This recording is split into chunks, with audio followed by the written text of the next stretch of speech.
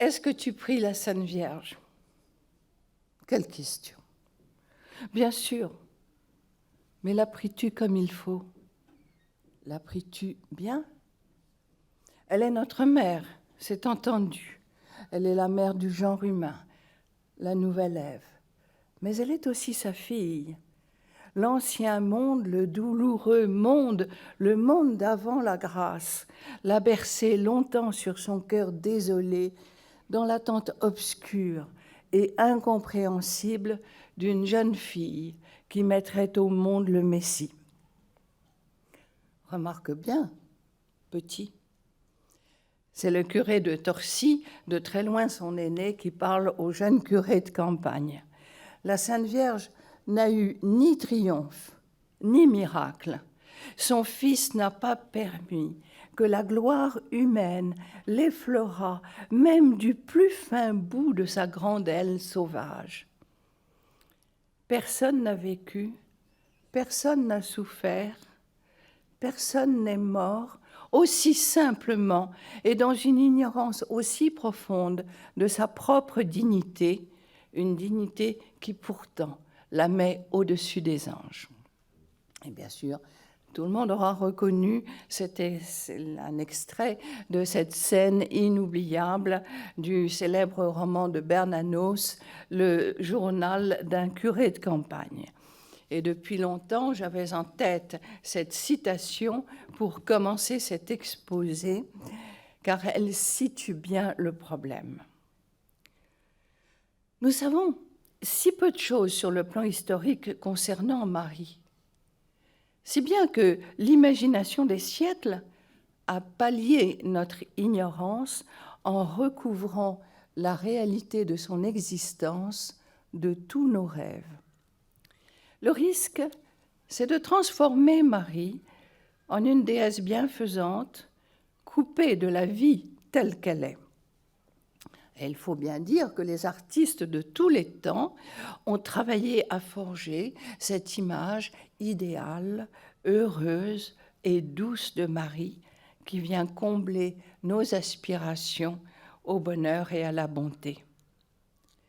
Ainsi, la voyons-nous belle, souriante, enveloppée d'un voile immaculé recouvrant ses beaux cheveux blonds et d'une cape bleu ciel, comme dans tant de crèches, et nous ne nous posons même pas la question, une question si simple. Comment était-elle, pour de vrai, dans la crèche? Est-ce qu'elle avait froid dans la crèche? Quelle pauvre couverture l'enveloppait? Avait-elle faim?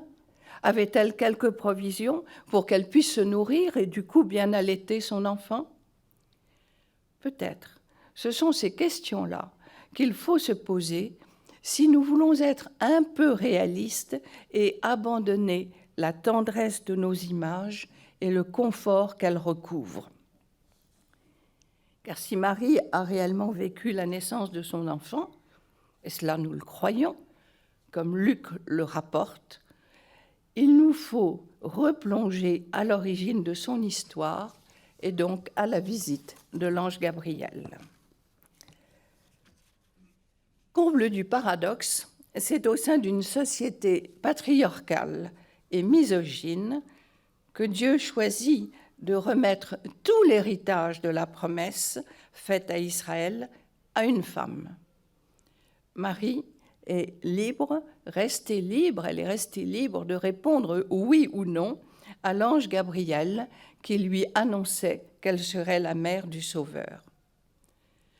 Comment pouvait-elle comprendre une telle demande, si ce n'est en retrouvant le souvenir des femmes qui l'avaient précédée? Marie entre alors dans la procession conduite par Sarah, Rebecca, Rachel, Léa, les saintes mères d'Israël qui ont engendré la descendance d'Abraham. Elle devient ainsi leur héritière. À la suite de Sarah, elle reconnaît que tout est possible à Dieu et elle se fait aussitôt la servante du Seigneur, comme cela nous est dit dans la Genèse au chapitre 18 au verset 14 et dans Luc au chapitre 1 au verset 37. Elle offre son corps, qui deviendra comme l'arche de Noé, l'abri qui protège la vie face aux eaux du déluge qui apportent la mort. Elle offre par avance son fils, rejoignant ainsi la démarche de son ancêtre Anne, la mère du futur prophète Samuel, qui accepta, elle aussi, de donner son enfant pour le service du temple à Jérusalem. C'est ce qui nous est raconté dans le premier livre de Samuel, au chapitre 2. Les deux femmes, Anne et Marie, ont prononcé leur acte de foi en sachant que de la vie dont elles étaient dépositaires dépendait l'accomplissement de la promesse divine de donner un Messie au monde. Cet acte de foi, nous le disons avec Marie, chaque fois que nous récitons le Magnificat, qui est un magnifique résumé de la foi d'Israël, avec la promesse d'un Dieu sauveur dont la bonté s'étend de génération en génération, comme il l'avait toujours promis à Israël, en faveur d'Abraham et de sa descendance pour toujours. Mais Marie savait-elle ce qui lui en coûterait d'avoir dit oui à l'ange Gabriel ? « Sois sans crainte, Marie, car tu as trouvé grâce auprès de Dieu. » Ce sont les paroles justement de Gabriel, de l'ange Gabriel, dans l'évangile de Luc au chapitre 1 au verset 30. Ce qui avait été répété à Jérusalem par les prophètes est repris par l'ange Gabriel, qui est l'ange de l'Annonciation. Parce que Marie a été choisie par Dieu, elle possède en son cœur la force de triompher de la peur, qui est un autre visage du péché. La Jérusalem, qui avait été détruite par le roi de Babylone, Nabuchodonosor, en 587 avant Jésus-Christ, bien sûr, avait été fascinée par le culte des idoles, qui, pensait-elle, la protégerait. Mais en réalité, elle succombait au piège de l'angoisse et en réalité, elle reniait ainsi la fidélité au Dieu unique et 3 fois saint, le Dieu de l'Alliance. En fait, Jérusalem ne prenait pas au sérieux la promesse de Dieu et c'était en cela que consistait son péché. Au contraire, Marie accepte le message de l'ange parce que sa foi est parfaite. D'emblée, elle répond à cet amour que Dieu lui porte, sûre que cet amour est puissance de vie. Elle retrouve donc la communion des commencements. En ce sens, oui, elle est bien la nouvelle Ève, la mère des vivants. Ce que, au plus profond de sa détresse, Jérusalem avait demandé à Dieu dans sa prière, un regard de tendresse et de pitié, est accordé à Marie quand elle dit « Dieu a jeté les yeux sur son humble servante. Désormais, tous les âges me diront bienheureuse, parce que le Tout-Puissant fit pour moi des merveilles, saint est son nom. » Mais Marie savait-elle ce qu'il lui en coûterait de dire oui à l'ange ? Marie est enceinte. Et quel que soit le degré d'avancement de sa grossesse, elle est obligée de se déplacer loin de chez elle pour accomplir les exigences du recensement imposé par l'empereur de Rome. Elle ressemble à toutes ces femmes enceintes que les circonstances politiques jettent sur les routes. Est-ce que l'on tient compte de l'avancée de leur grossesse ? Marie, elle va accoucher seule, et seule, elle va donner les premiers soins au nouveau-né. Elle accoucha de son fils premier-né, l'emmaillota et le déposa dans une mangeoire parce qu'il n'y avait pas de place pour eux dans la salle d'hôtes, dans Luc au chapitre 2 au verset 7. L'enfant Jésus est d'emblée rejeté parce qu'il n'y avait pas de place pour lui, là où les voyageurs avaient l'habitude de faire halte, là où il faisait chaud. On représente ce nouveau-né, souvent nu, couché sur la paille, réchauffé par le souffle des animaux.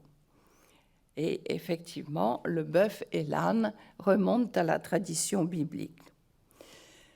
Le prophète Isaïe déplore l'infidélité d'Israël à l'égard de Dieu et il choisit cette comparaison qui est très parlante. Un bœuf connaît son propriétaire et un âne la mangeoire chez son maître. Hélas, Israël ne me connaît pas et mon peuple ne me comprend pas. Dans Isaïe au chapitre 1 au verset 3. Et cette phrase, elle a été reprise par l'auteur de l'évangile apocryphe, donc du pseudo Matthieu, pour décrire le bœuf et l'âne qui fléchissent les genoux pour adorer l'enfant dans la crèche et qui s'efforcent de le réchauffer en soufflant sur lui.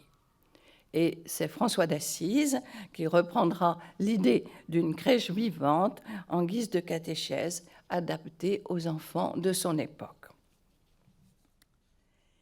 Les hymnes des anges qui chantent dans les cieux, les salutations des bergers qui viennent adorer l'enfant, les hommages des mages qui déposent leurs cadeaux dans la crèche, tout cela, Marie, oui, en a bien été le témoin et elle retenait tous ces événements dans son cœur.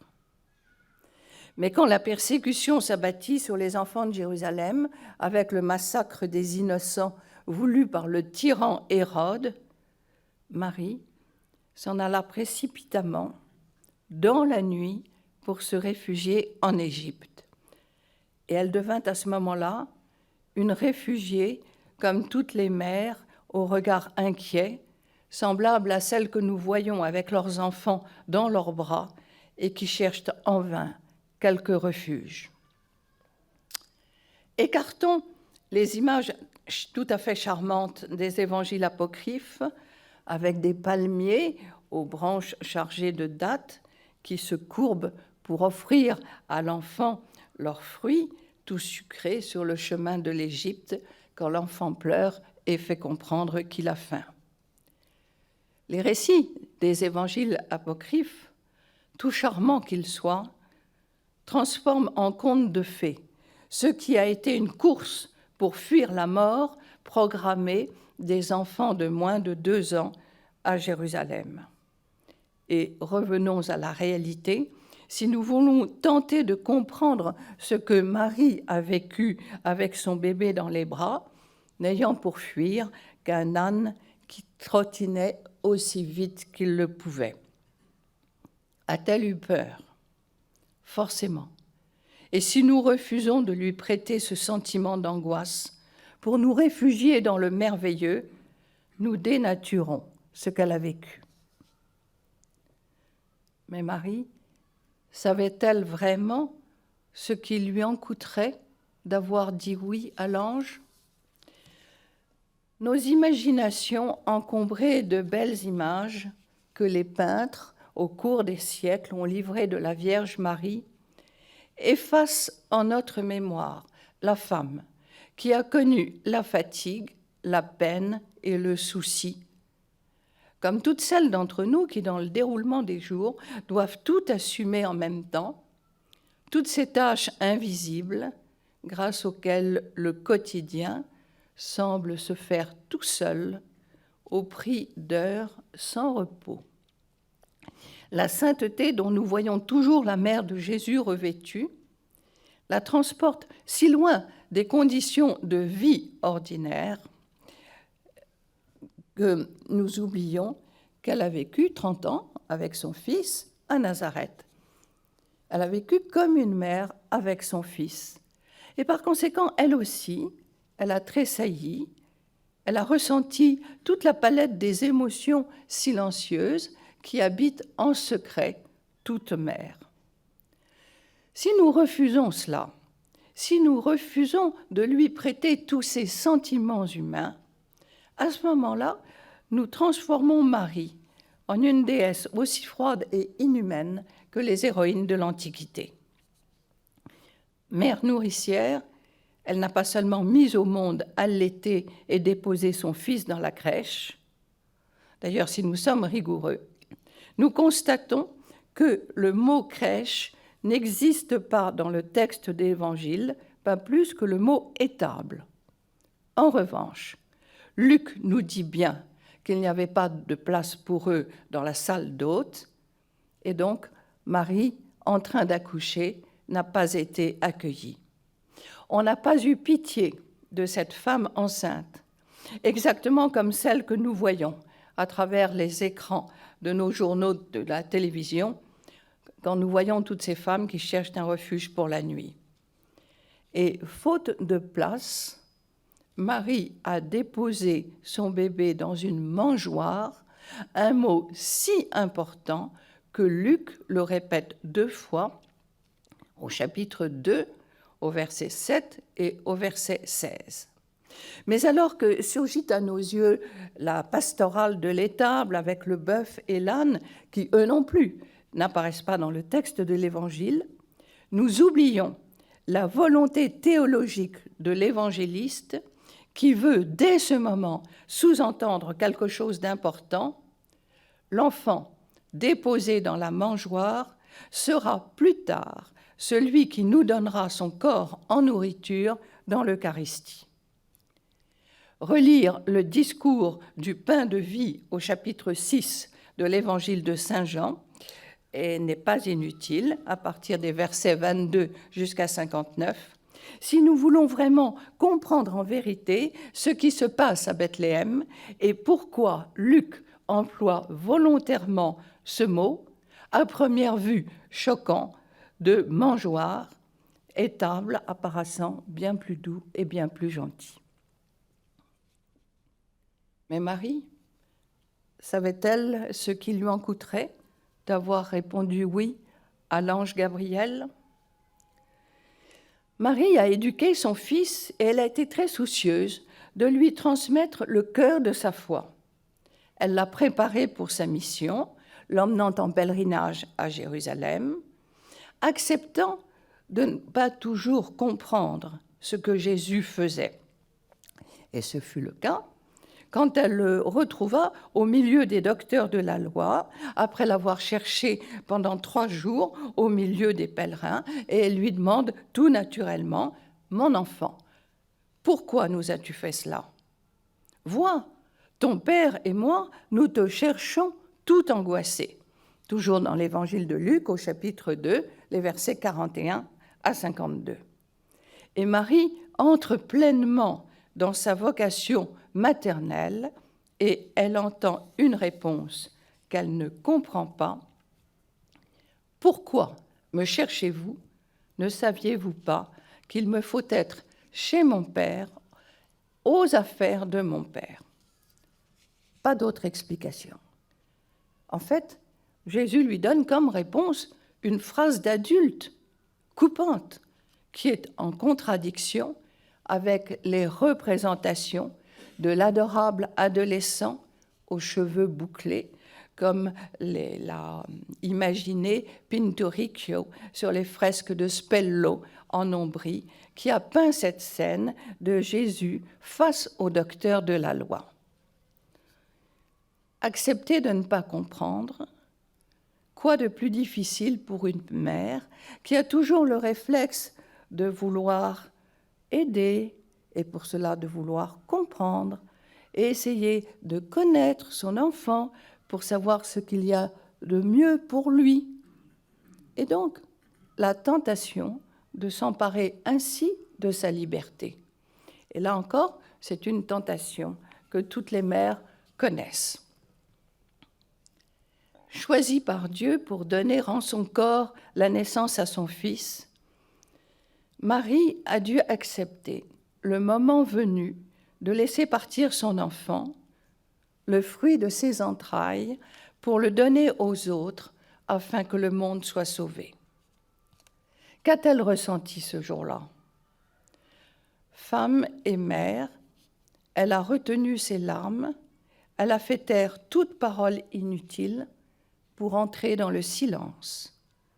Effectivement, à partir de ce moment-là, pratiquement, il n'y a plus de parole de Marie dans l'Évangile. Sa sainteté n'a pas empêché la souffrance et le chagrin. L'a-t-elle ensuite aperçu de temps en temps ce fils bien-aimé, l'instant d'une visite qu'une mère trouve toujours trop brève? Plus que tous les autres personnages de l'Évangile, on fige la psychologie de Marie dans le marbre de ses statuts, oubliant qu'elle a été forcément au courant de toutes les controverses que la prédication de Jésus suscitait, et que cela, forcément, ne pouvait pas la laisser indifférente. Elle a souffert de ce qu'elle entendait. Elle a marché le long d'un chemin qui l'a conduit depuis le festin des noces de Cana jusqu'au calvaire. Un grand silence recouvre sa vie jusqu'à ce qu'on la retrouve au pied de la croix. Marie accomplit la vocation de toute femme, réalisant à l'extrême la fidélité à la volonté de Dieu. Les miniatures des manuscrits au Moyen Âge représentent quelquefois au pied de la croix Marie avec une épée au-dessus d'elle, montrant ainsi que la prophétie du vieillard Siméon lors de la présentation au temple, avec lui annonçant qu'un glaive lui transpercerait le cœur, eh bien que cette prophétie, hélas, était juste. Mais savait-elle ce qui lui en coûterait d'accompagner dans la solitude un condamné à mort, roi de dérision aux yeux du monde, roi de gloire pour ceux qui ont su reconnaître en Jésus de Nazareth le Messie que les siècles attendaient. Élue par Dieu pour être la mère du Messie, Marie lui donne son visage, elle qui, au pied de la croix, reçoit en la personne de l'apôtre Jean la mission d'enfanter l'Église. Alors, toute femme porte en elle quelque chose de l'héritage de Marie. Car si nous rencontrons le Christ de manière personnelle dans notre prière et dans l'Eucharistie, c'est par la maternité de Marie, elle vers qui nous nous tournons pour lui demander sans cesse d'intercéder pour les pauvres pécheurs que nous sommes. Le regard de la Vierge est le seul regard vraiment enfantin, le seul vrai regard d'enfant qui se soit jamais levé sur notre honte et sur notre malheur. Oui, il faut bien la prier. Il faut sentir sur soi ce regard, qui n'est pas tout à fait celui de l'indulgence, car l'indulgence ne va jamais sans quelque expérience amère. Au contraire, elle, c'est un regard de la tendre compassion, de la surprise douloureuse qu'elle exprime, elle qui est la mère de toute grâce. Et vous aurez reconnu, là encore, les phrases de Bernanos. Voilà. Je vous remercie.